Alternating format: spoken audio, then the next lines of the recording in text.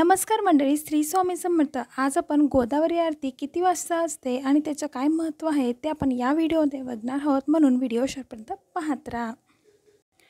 नाशिक येथे गोदावरी नदीच्या काठावर दररोज संध्याकाळी होणारी आरती म्हणजे गोदावरी आरती। ही आरती धार्मिक आणि सांस्कृतिकदृष्ट्या खूप महत्त्वाची मानली जाते।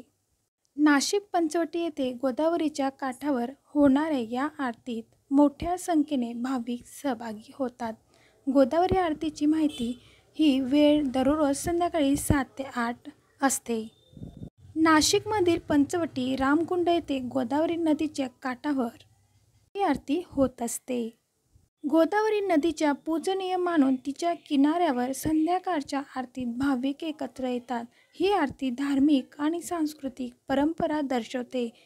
संध्याकाळच्या आरतीत मोठ्या संख्येने भाविक एकत्र येऊन गोदावरीची पूजा करतात। आम्ही देखील पनवेलहून आलो तेव्हाच पंचवटीला थांबलो आणि तिथं गोदावरी आरती ही अटेंड केली।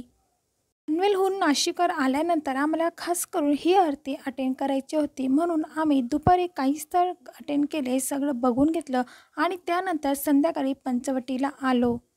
तिथे आम्ही काळा राम मंदिर, त्याच्या पुढे थोडं चालत आल्यानंतर आपल्याला हे गोदावरी आरतीसाठी आपण येऊ शकतो। गोदावरी नदी भारतातील सर्वात पवित्र नद्यांपैकी एक आहे। ही भारतातील दुसऱ्या क्रमांकाची सर्वात लांब नदी आहे, हे आपल्याला माहितीच असेल। भारतातील सर्वात मोठी पूर्वेकडून वाहणारी द्विपकलीय नदी मानली जाते। गोदावरीची लांबी 995 किमी आणि रुंदी 583 आहे। इथे जर तुम्हाला पाण्यात दिवा वगैरे लावायचा असेल तर 20 रुपयाचं तिथं आपल्याला अशा पद्धतीने फुलं आणि दिवा आपल्याला मिळतो। तो आपण गोदावरी नदीच्या काठाशी आपण त्याला देऊ शकतो। आपल्या मनात काही इच्छा असेल ते आपण बोलू शकतो।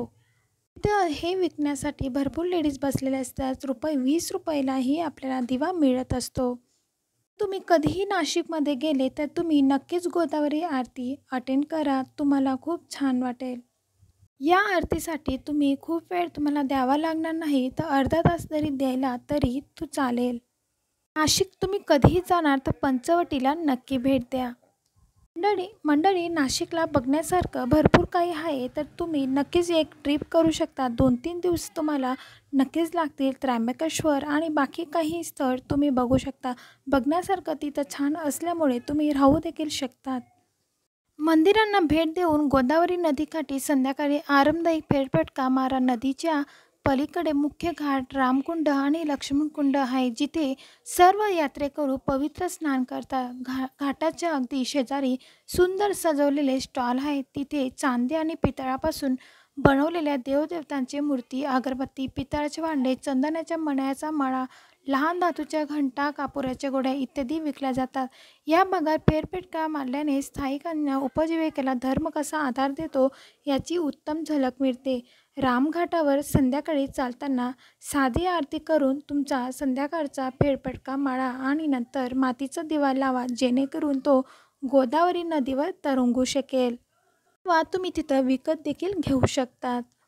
तर मंडळी, तुम्हाला फिरायला आवडत असेल तर तुम्ही नाशिकला नक्की भेट द्या। तिथं वेगवेगळं तुम्हाला खानदेशातील काही प्रसिद्ध जेवण देखील मिळेल आणि या आरती तुम्ही नक्कीच करा। मी नेहमीच इकडं तिकडं आम्हाला फिरायला खूप आवडते, म्हणून मी ट्रॅव्हलिंग ब्लॉग तयार करत असते। जर तुम्हाला माझे ट्रॅव्हलिंग ब्लॉग आवडत असेल तर आपल्या चॅनलला नक्की सबस्क्राईब करा, लाईक करा, शेअर करा। नेक्स्ट व्हिडिओ मी वणीगडचा टाकणार आहे, तो नक्की बघा। पुन्हा भेटूया नेक्स्ट व्हिडिओमध्ये।